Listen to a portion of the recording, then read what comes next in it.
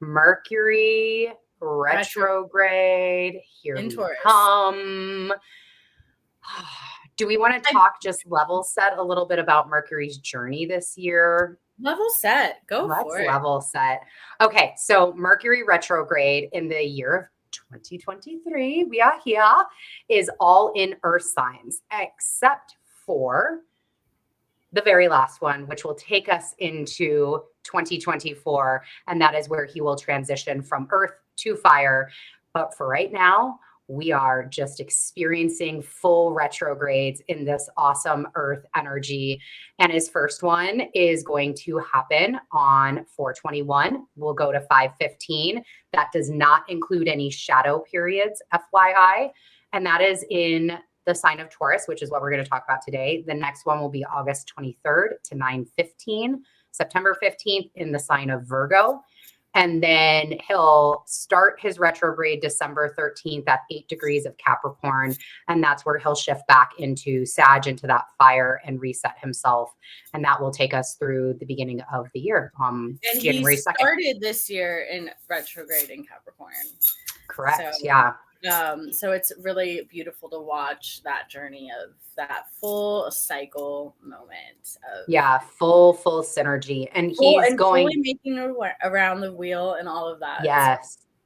And he's going from 15 to 5 degrees. So yes, if you have been watching or you know astrology and have been hearing around, 17 degrees is where Uranus sits. So he will station retrograde conjunct Uranus and just having a great time with that. So we should expect a little extra. Yeah, and let's just acknowledge he's not exactly conjunct. And yes, he has the influence of Uranus, but we should be grateful for the fact that he's not going to physically perfectly right on 3 times. So let's not worry about the things we can't worry about, because your girl, day of the eclipse, day of the day before Taurus season, and Mercury retrograde, just over here breaking mirrors. Yeah, we're great. Like immediately, like I was like, oh well, yeah, sounds about right with everything. That's about right. Now. This is beautiful. Like, and then how do you transmute this? And so this is what and in Pinsha too. Like, let's just talk about the Scorpion. I might have a video. Please, because I mean, like, look at the symbolism of Pinsha Mayurasana, which is the Scorpion. First of all, we know backbends, like that's like you've been working on this for eons, which is so great that here we have this eclipse and boom, you got the brand new coming in. Well, actually, it was a forearm stand. The Pinsha was just okay. So the Scorpion crept up and stung the mirror. Gotcha. Yeah, my Scorpio is coming out. There it is. Right. Okay. Yeah. It's like, this is great. Anyway, but this is what I love about us, is we transmute. We're not going to be over here. Like, I actually have a video of an old Mercury retrograde video that I'm going to be posting of like, I was just talking to myself in the video and I had it up. It was actually facing the fan. It was perfect. And it was like, what if can we just take it for what the fuck it is? Retrogrades are simply the energies outside of us doing what they're going to be doing. Can I control what you're doing right now? Absolutely fucking not. No. Can I control what like my cat's doing? Absolutely fucking not. But I can control my perception of it. Same with the fucking mirror. Can I control that? I could have maybe activated some more core and maybe controlled it, but clearly I didn't have the control to keep it up. Right. So since I didn't have but what can I control about it? Can't do fucking shit about the fucking thing. Nope. Except for I was like, all right, so well, this is why it's great. I rent, and 2, like, worst case, I have thank you next. So, so like here we are. And then, but really, like, this Mercury retrograde energy, it's like let's just call it what it is. I think it's such a beautiful thing. We have Venus in Gemini, which is the home sign of Mercury. And we have Mercury in Taurus, which is the home of Venus. And so there's this beautiful ability to have this conversation of healing relationships in some regard. I mean, healing relationship with money, with our values, with all the Taurus things. And yes, your outside relationships with other people, partnerships, you know, the five senses, like your relationship with earth, your relationship with how you're cultivating. With your body. How are you in your body? And how do you like love your body? Yes. Like when's the last time you've actually like touched yourself? Yeah, like, hold on. You have this beautiful thing that does this thing for you. Like my clients lately, I'm just like, can you just fucking realize that your body is fighting for you? Yeah. Like your body is fighting for you to stay alive no matter what the fuck you do to it. And like or what punishment you put on it. Yeah. It doesn't matter. It's there for you. Yeah. And I think, you know, we have to, you know, with Mars has traversed through Gemini, and then now Venus there in Gemini, there's just so much healing that's happening in the mental space. And with Mercury now having this intentional slowdown. Not only slow down, but a very fixed slowdown. Yeah.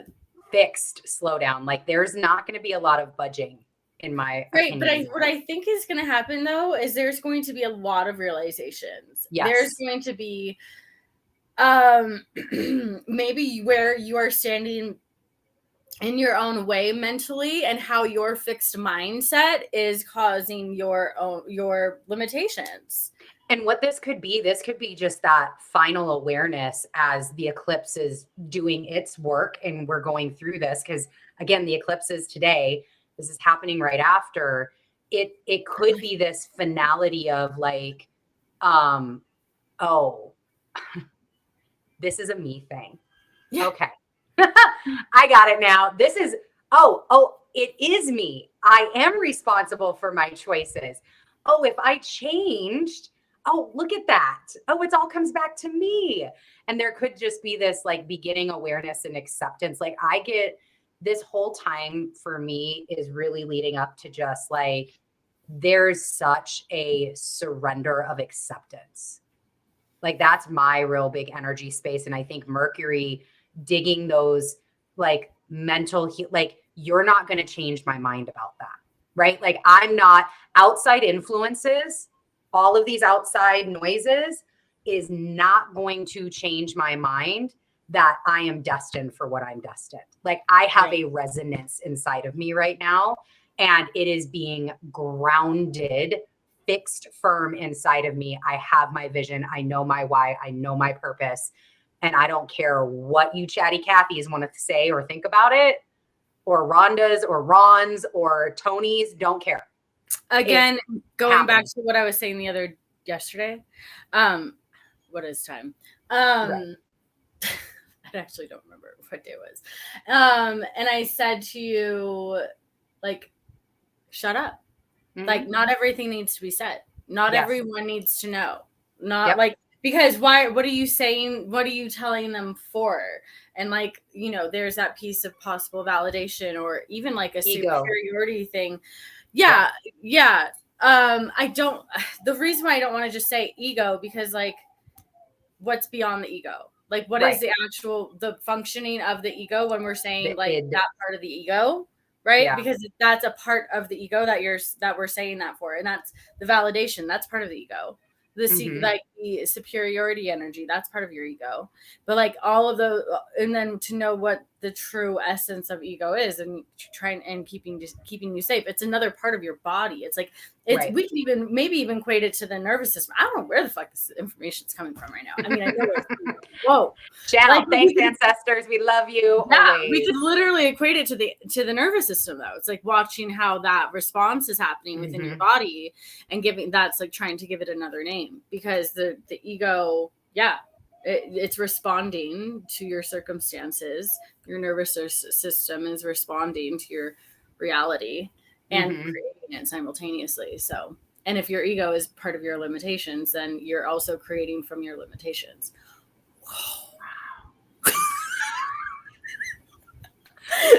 Aligned. Okay. Well, all I could hear. Over here. Like there's Okay. We're going to grab, because And even look the at how nervous, big, how much white space this is. Like there's right? definitely, it's like There's that chair's channels. just going to pull out and so Just we're going to turn around, sit down. We're going to enjoy. Where's my tea? Thanks for the tea. I need some tea. Maybe a crumpet or something here. Thanks. But when you said nervous system, that really, like, my spidey back senses over here perked up and was like, this is where Uranus to me comes in that kind of little shock. Because yes, we're not exactly conjunct, but there is influence here. Yeah. And what is that influence going to be like? But when you said kind of that nervous system shock, that could be that little, hey, zap, hi, don't forget about this. Hey, because our bodies tell us so much. And that's where, like, using our bodies as our thought processes, how in tune are you with your body, right? Like, do you understand? Have you done a detox where you can confirm and say, I know what this does when I digest it, right? Like, I know how I feel when I eat X. Can you answer that question right now? And if not, depending obviously on what's coming up for you in your natal chart, but that could be one of those areas of, like, actually getting in that tuned with what your body signals are telling you and giving that your thought and rethinking how you communicate with your body. Yeah. That also just came through. So yeah, totally. And quick hits mentally, because the Mercurian energy, sudden shifts in the physical, in the material world, that might be like having new information coming in about the material world and the physical world, the financial world, relationships, and then having to rework what you're doing already because of that.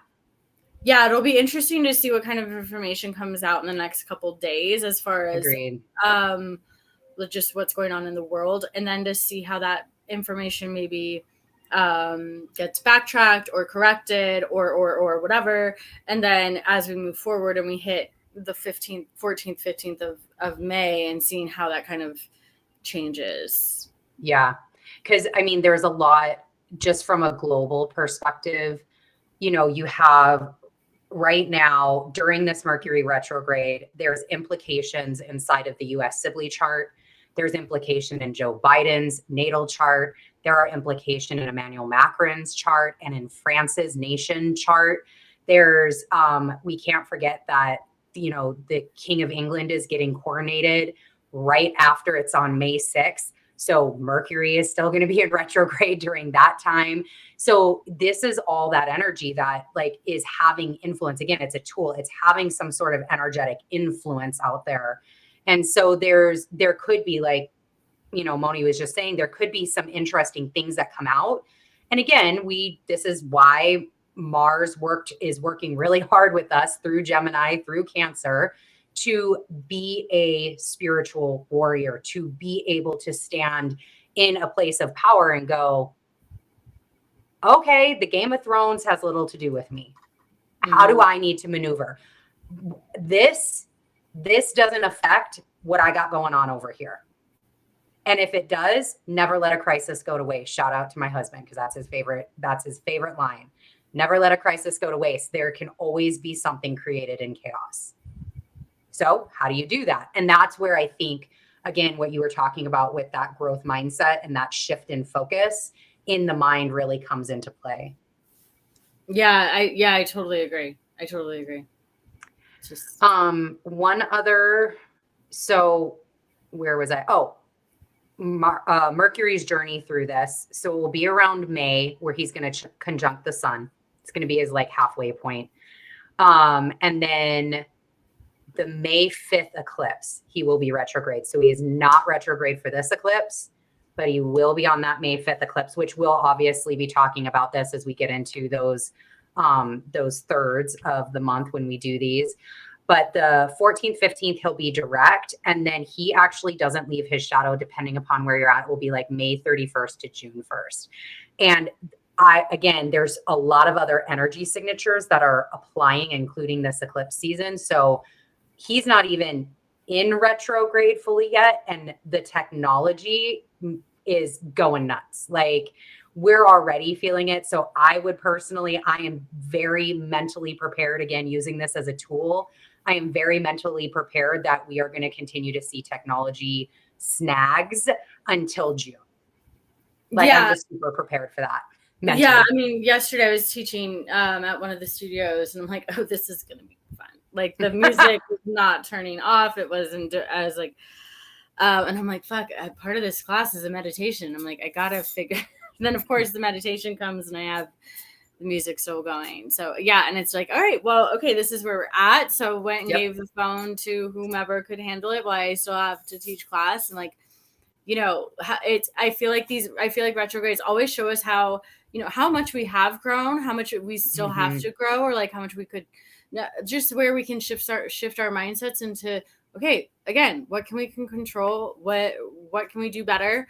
What can we learn from this? And then the next time that type of an opportunity or situation presents itself, how do we apply the lessons learned to adjust accordingly? Because, like, really, life isn't that difficult. We just make it really fucking hard. Right. 5,000%. It's this. The mind right? makes it hard, and that's why I love Mercury retrograde, because you get a moment to be like, oh, I get to see, like, I am me. I, like you were saying, I am the common denominator. Yes, within always. these relationships, within these Taurus themed things. Like, I am the common denominator. Maybe I shouldn't have made all those purchases when I said, oh, I don't really need this, but I want it. Maybe I should have. Or even like, I'm working on my money and, oh, yeah, but this was so much fun. Yeah. Like, this was great. Oh, okay. But was that your goal? How are you living through your values? And where do you need to rework and rethink that? Yeah. And are you living through your, like, yeah, I mean, I'm going to say it till probably through June. Like, fucking get your values together. Get your why. Get your why. Yeah. And Mercury's really giving you the gift of time to do so. Yeah. Because, I mean, if you missed it while Venus and Mercury were still in Taurus, then you missed that. But now here's another opportunity. The universe is so abundant, and God is so abundant, granting us opportunities over and over again. The faster that you choose, I'm not even going to say the right, but like in alignment with the future or your next opportunity, then the faster the rest of your life begins. Absolutely. Like, we are dropping here. We are dropping nuggets. There's going to be so many great clips out of this one, y'all. Watch for the TikToks later. One other thing that we do have to talk about in this Mercury retrograde journey is Jupiter will go into Taurus when Mercury is retrograde. Wait, maybe it's right after. But anyways, Jupiter in Taurus is a huge deal. That's a whole other subject. But Jupiter is going to be making this exact retrograde in Taurus later this year. And this is where you begin to be able to use astrology as tools and prepare, because whatever Mercury is doing for you during this retrograde, again, be paying attention from literally today, right? All the way through that beginning of June, call it like June 1st, whatever this major things are coming up, Jupiter is going to come behind Mercury later in the summer, and he's just going to make it bigger. Whatever. 3 times. 3 times. And Jupiter doesn't judge on positive in alignment, negative and not in alignment. Jupiter don't care. Whatever it is going on in your life, Jupiter is going to make it bigger for you. So just know that mindset, that limited mindset versus that abundant mindset versus that growth mindset versus. Yep. That's or even your values. Mindset. Like I was talking about, for me, it's being really grounded in the fact that now, like, I get that. So my purpose, you know, if that's where I'm grounded in, it's like, okay, I've got my why, I've got my business. I know the things that I want to do and I want to go for and how I'm going to make an impact in the world. Well, now Jupiter could come in and just expand that to where all of the possibilities that I didn't even know were present while I was making it at this time become doorways and openings and all of that other stuff. So, and this is after having traversed through the North Node, traversing through Taurus. So you're welcome. Like, we are welcome. What else did I have? Shit. I just got like a whoa. If this, this is gonna be great. Okay. Are we sharing live or is this a daily dose thing? You just think about like okay, South Node Scorpio 10th house, where the South Node is traversing for me. North Node Taurus 4th house. Like, I mean, because I've been over here talking about the mind. Oh my gosh, the South Node's transiting my 10th house. The South Node's transiting. So of course, my 10th house perceived struggles or whatever transformations that are happening are going to feel bigger when the whole time as well. Like, as soon as I realized, holy fucking shit, look at what's in my 4th house, my house of roots, my house of ancestors, my house of fucking like home, my house. Like, and then as soon as I changed my perception and looked over onto the other side 180 degrees, I'm like, oh, this has also been happening. But I was so focused on what was happening over there that I wasn't even paying attention to the other thing that's happening over here. But now that I am, here's going to come a whole other way. Yeah, Jupiter is going to be here. And that's really interesting. So for those of you that didn't get to watch Twitchy Tuesday, I don't know if you did yet or not. I didn't. I was in teacher training. Oh, that's right. That's right. You're always, the Tuesdays. I know, it's a thing. It's okay. We're here. Great thing is it's on my channel. Y'all can go and watch it, replay action. But I have this huge statement and awareness come through. So you were talking about this is happening in your 10th house. Well, Aries is actually my 10th house. So the nodes are about ready to shift into my 10th house. So all the things that you've kind of traversed over the last year, 18 months, whatever, is going to start like, okay, here we go. Now November 2021. It's been since November 2021. Exact dates. But I got this as I was talking, there was just this huge awareness. Like the 10th house is really powerful. And we try going to your point about broadening perspective. I always just like really focus on work in the 10th house. Yeah. And what I talked about yesterday was like the 10th house is achievements, aspirations, social status, vocation, how we're bringing our gifts into our world and our purpose. And what it came down to, and I realized was it's really a house all about you and how you manifest the highest version of you. And then all of a sudden, all of my readings, all of my all the messages I have been getting just clicked. It was ching, ching, ching, ching, ching, ching, ching. I'm like, oh, okay, lottery. We're in a lottery. Yeah. We're great. This is awesome. So yes. I love that. Very excited for that. Two other things, because we had the hard stop, but two other things I do think, because again, this isn't about like, oh my gosh, this is about how do you use this as a tool. Always Mercury retrogrades. There are technology things. There are travel things. There are delivery things, how we get our essentials, how we do all of that. And like never have I ever playing that game. Never have I ever said to not travel during a Mercury retrograde. I think that's a little like you got one life, go live your life. However, it is Mercury retrograde. So make sure to check your phone that you actually know when you're supposed to be at the airport. And the gate, the terminal, the terminal, maybe don't rely on the phone. Maybe when you get there, double check on the screen and give yourself extra time getting through TSA and all of that, or even just doing your due diligence, because we are in Taurus. So not necessarily like when I think about Taurus and I think about delivery systems, it's more road travel for me. And so it's like, hey, I'm going to be driving 5 hours. Go get your tires checked. Go get your tires checked. Make sure you got air in them. You know, make sure you got gas. Gas is an important thing in a vehicle. You know, make sure you give yourself some extra time. You can take a potty break. Go to a Buc-ee's. Look, if you're traveling through South Texas, go to a Buc-ee's. Have yourself a great time. Oh my God, I can't wait to like just share in the fabulousness of Buc-ee's. And I don't have one around me. It's really sad. They're building one in Amarillo, so that will be the closest. But it's so fabulous. Ooh, listen to the wind.